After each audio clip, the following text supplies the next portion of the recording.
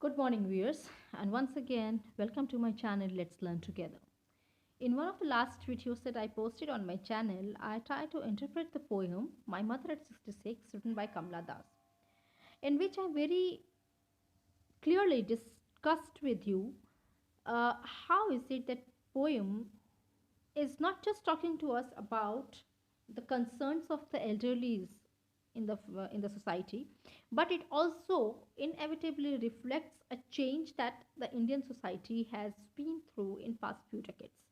How is it that in Indian society, the system of nuclear families have just sprung up, and the joint family system is, in a way, largely, especially in the urban setup of the country, is just disintegrating.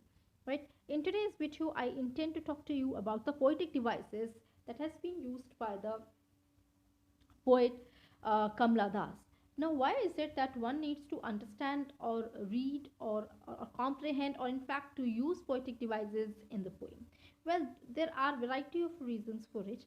Of course, poetic and devices and the usage of it enhances the flavor of the poem. It enhances the flavor of the language, and it also tells us about the intellectual capacities of the writer or the poet or the poetess, about how is it that in many different ways language could actually be used. It is not just a medium of communication to us, but language altogether is taken to a different level with the usage of a poetic devices, where with symbolism, with imagery, with poetic devices, simile, metaphor, personification, alliteration, assonance, anaphora, repetition. By the usage of all these devices, one can actually improve the understanding of not just of the poem but of life itself, because literature inevitably is a reflection of life, right?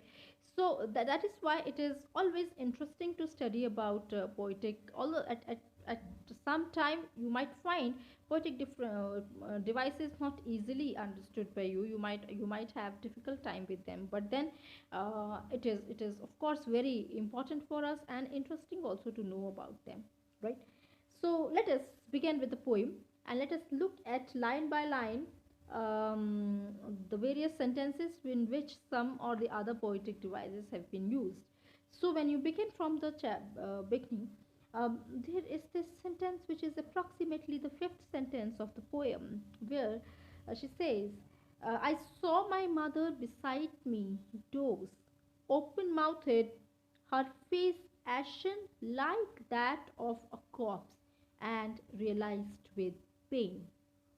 Okay, so in this poem, if you read this sentence carefully, she is very clearly comparing her mother's body, which is she is probably taking a nap, and her mouth is open when she is sleeping. She is probably reclining against the back seat of the car, and she as she's sleeping, of course her head would have fallen down, her mouth has got opened up. So as she is doing it, she compares, the poetess compare, or the daughter compares mother's body with that of a corpse. So there is a stark similarity, very clear and a straightforward similarity that she is trying between the body of the mother and that of a corpse. And there are various reasons for it, which I have discussed to you earlier, because mother's body is as good as a corpse, because there is no emotions left in it. It's completely deprived of life. There are no feelings in it. There is absolutely hardly any movement in it, right? So when there is a comparison between two qualities of two different entities, we call it um, simile. Okay, and in a simile, generally there would be the usage of the word like as, like. These are the words which will tell you very easily that the comparison between the two things have been made. Okay, since the mother's body is being directly compared with that of a corpse, and that is why there is this usage of uh, simile over here. Now move a little more ahead. She was as old as she looked, but soon put that thought away and looked out at young trees sprinting, the merry children spilling. I'm stopping here also because there is yet another use of a device over here. Let us look how. Looked out at young trees sprinting. Now, what is she trying to do is that she is in a way, if you do not, if you have not seen the picture of the poem anywhere, because these days there are variety of PowerPoint presentations available on internet, and there are various kinds of videos available which actually, along with giving of the explanation of the poem, they keep giving you pictures also. There will be pictures somewhere here or there moving in the video, which will help you to understand what is being said. Okay, or in fact in the PowerPoint presentation there is a whole lot of use of pictures. So at one point this is good for children with a small age, but then if you are reading it, who are quite at an advanced stage of your school life, you must understand that if you keep on looking at the pictures like this, you eventually lose the capacity to imagine. Okay, that is why in my videos there are absolutely no pictures, there are absolutely no ppts that I'm giving, because I want you to think. So when you're thinking, just read the sentence and think and imagine in your mind. Try, close your eyes and imagine in your mind that how is it that the girl along with her mother, who is like a corpse, they're moving inside, and then the daughter feels the pain of the mother, and then the thought is just too burdening. That's what she looks out of the window, because she wants to deviate herself from that thought. She wants to take a turn away from that thought, and she looks like the trees which are moving. They are sprinting. Sprinting means moving. Now you would have traveled in a train or a bus or a taxi or a car, wherever, you would have seen that how is it that trees were actually static. Trees never move. So what actually static, when you move, your movement gives an illusion as if the trees are just running behind. They're just running opposite of the direction in with the movement of the vehicle, right? So this kind of image has been produced in your mind. But look at how beautifully she is writing. Trees sprinting. So when she is saying trees sprinting, we know the trees cannot move, isn't it? But then she is allocating that quality of running onto the trees, and start calling that these are young trees and they are running away. So since running is very much a human quality which has been attributed to something which is non-human, therefore this kind of poetic device is known as personification. As the name itself tells you, personification, it means any quality which has been commanded, or which has been used by a person and has been attributed to non-living, or not non-living but a non-human entity. Trees are of course living, but they are non-human entity. So trees sprinting then is in personification. So if you are listening to this video, please keep taking notes also along with the explanation that I'm offering to you. And then just after that, the next phrase says, the merry children spilling. Right? Now pay attention to each and every word. Merry. Merry means, how do you use this word? Generally we use this word as Merry Christmas. Now Merry Christmas simply means Happy Christmas. Merry means these children are very happy. Children are children, but they are spilling out of their homes. Spilling is, it's like uh, you have known what will happen if if you taken a container full of water and you keep on filling it up till the uppermost level, and even then if you do not stop and keep on putting the water inside it, then of course the liquid will start spilling out of it, right?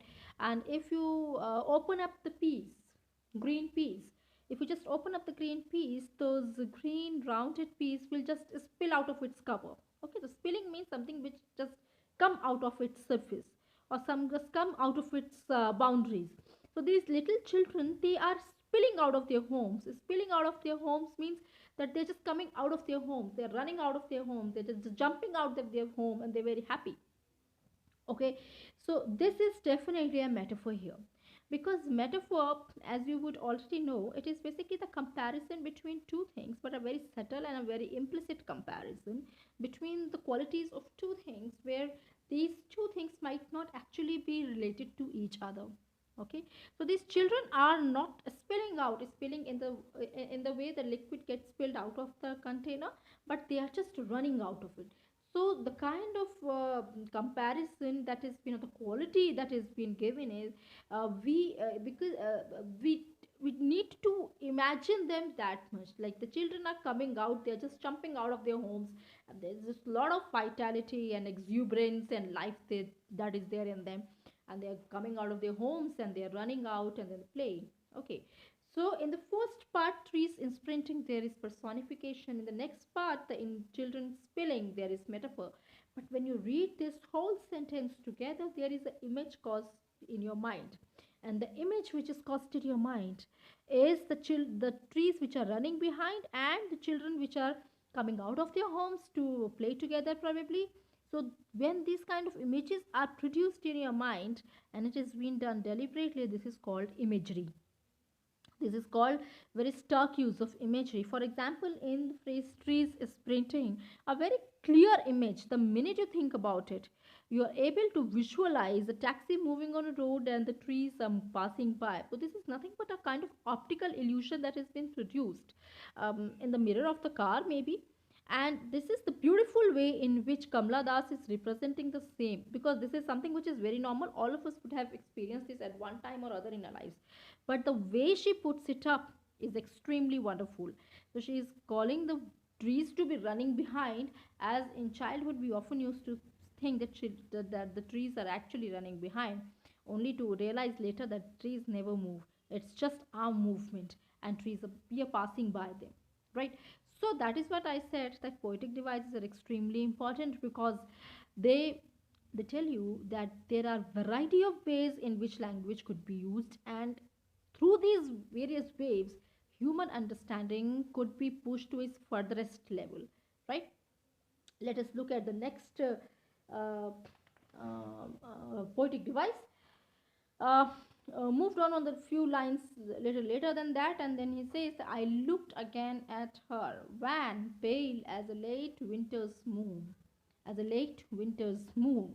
Now, this is also simile, as a late winter's moon, because she is now comparing the face of her mother with that of a late winter's moon.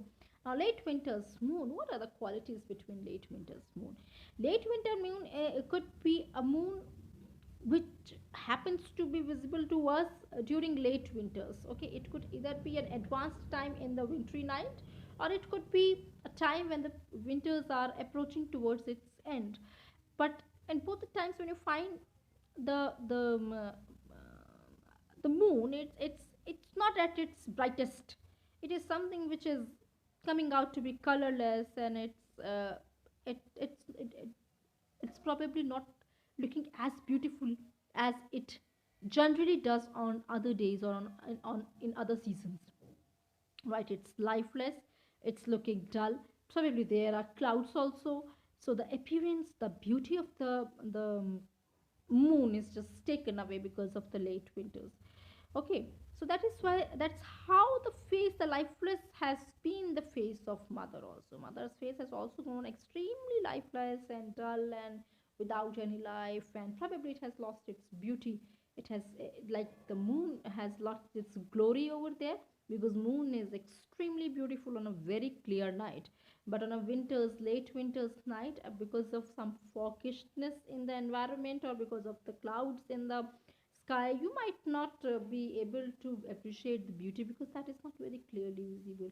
Similarly, author's mother face is also very dull.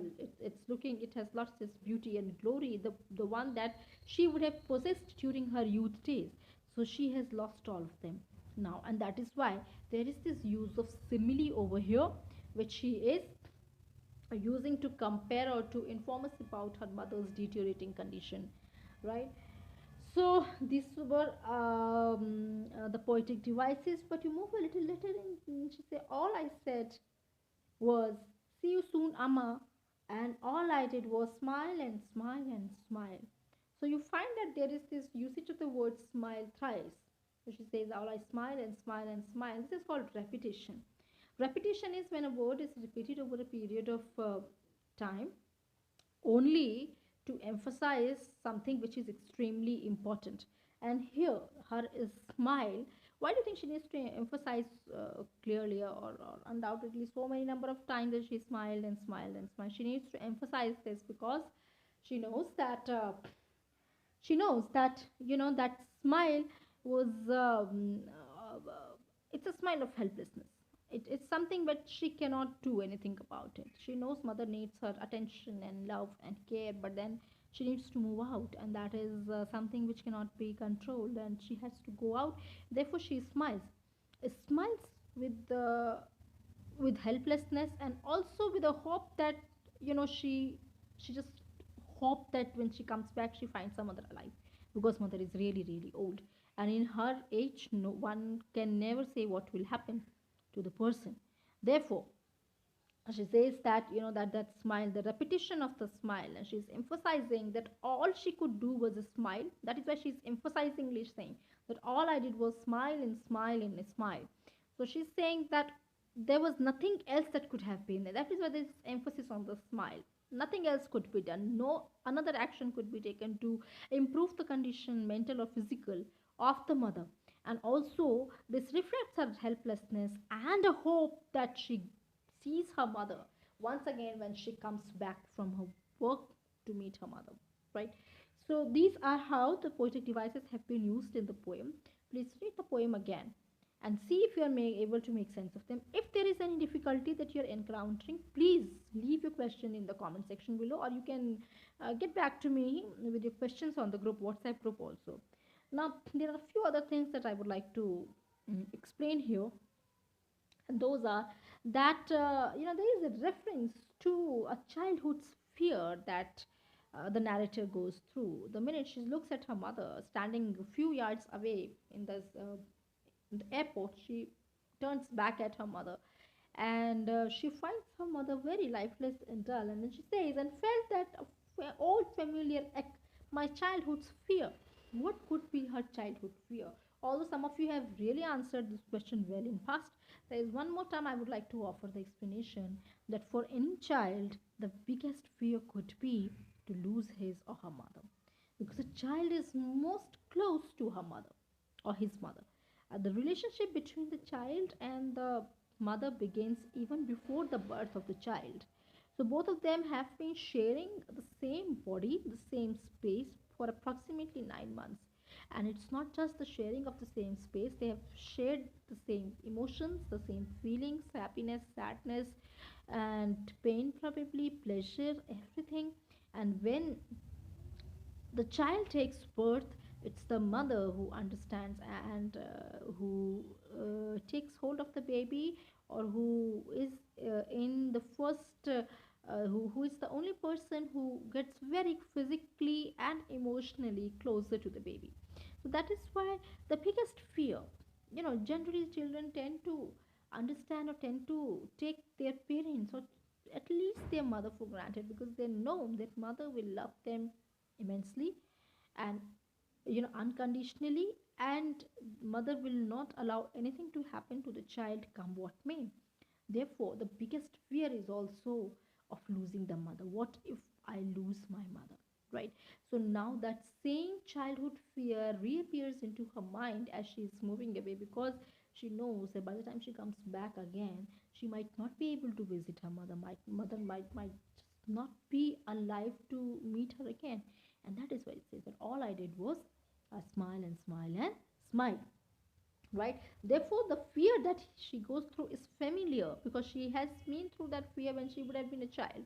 And this happens with most of the children at one point or another in during our childhood, when our mother used to scold us that if you're not going to do well, if you are not performing well in anything, then I'm going to leave you and go back. And of course these scoldings have had an effect on us, because we have really taken these scoldings seriously. So one thing that we could never face was separation from our mothers. Okay, so that is that definitely that fear which has been familiar to her. She has been through that fear before also during her childhood, and now she feels that she might just lose her mother by the time she comes back. Okay, there is yet another question that I posed in the last video, was that why is it that the whole poem is in the form of a complete sentence? It begins from right from the beginning and it continues up till the end without any full stop in between. Then the poem is only punctuated with a series of commas, but there are no colons, semicolons, any other punctuation mark, only some pauses in the form of the commas, and there is absolutely no full stop. Now, once again, some of you have written the answers really, really well, but I would like to offer once more, a little explanation of the same thing. And that explanation could be that the poem is the result or the manifestation of the thought that is happening inside the mind of the writer or of the narrator, right? So when she is deciding to write down, she knows that all these things happened just within probably a very short duration of time. It could be just a moment, a few minutes, not even that. So probably the moments, a few seconds, she has been able to think so much. So her ideas, her thoughts are jumping from one idea to another, and another to another, and another to another. And this is how everything happens, right from the time when she leaves her home till that she reaches airport and she is leaving a security check and moving inside towards the flight. All these things have happened inside her mind, and all these things are interconnected with each other. There is a link from how she looks at her mother, finding her extremely old, and then finding the weight of the thought very heavy, looking out of the window for a diversion. Then she looks at the youth life, the young life, and then she once again looks at her mother and realizes she was extremely old. And then meanwhile she has moved towards a security check. Once again she looks back at her mother and realizing that she might not be able to see her again, and then she's just moving ahead with a smile. So all these are just a single thread of thought. Since it's all a single thread of thought, it just happened in continuity with it. This is how human consciousness works. So when you just sit back sometime and try to notice your thought very easily jump from one idea to another idea. It's just you must be thinking about breakfast right now, and the next minute your thought might go back to the class, what is happening in yesterday's class. You suddenly might remember that this was the homework given, then you realize you have not probably done the homework. Then what will happen if you do not do the homework? And then yet another thought of just calling your friend and trying to seek some help. Okay, so this is just one example I'm giving, how your thoughts, there are variety in your thoughts, extreme variety, at the same time they're interspersed, but they are just linked with each other. So each thought is linked with the preceding one and giving way to the succeeding one. So this is how human consciousness is. The poem is not just uh, uh, about a mother and a daughter relationship. It's a lot about human consciousness. It is also about what happens or what is moving inside the mind of the writer when she or he is writing a poem. It is about the process of writing, about what a writer goes through when he or she decides to write something. And it is about the difficulties the writers may encounter. And it is how the writer is trying to tell you that it is not easy to be creative. Uh, Anything that you might find mundane, something which is extremely normal for you, a poet tries his or her best to present it in a different way. Okay, so it is also about human perspective, because you and me would have been through the same situation, but still might not be understanding the gravity of the whole situation, because we might just not have that kind of perspective. And this perspective is there because of the very observant skills that writers and the poets have. Okay, so the poem, yes, is about mother's aging. It is about daughter and mother's relationship. It is about the importance of the family. It is about the importance of the filial bond. It is about the importance of everyone staying together. It is also about the changing Indian social fabric. It is also about moving from joint family system to nuclear family system. But at the same time, it is as much as about human consciousness. It is also about the thought that appears in human mind. It is also about the difficulty of writing, the process of writing. It is about many other things, right? So read the poem, enjoy it, because it's a short yet a very complex poem, but you need to read it as many number of times as possible. That's all I have to say to you today about the topic that I decided to take up in today's video. So I hope you're having nice time during your quarantine, and I also hope that you're making the best of your time. So please read the poem. If there are any doubts or any apprehensions, feel free to call me. Feel free to discuss it with me at any time. I'll be more than happy to answer your questions. Thank you, children, and have a very wonderful and a learning day ahead.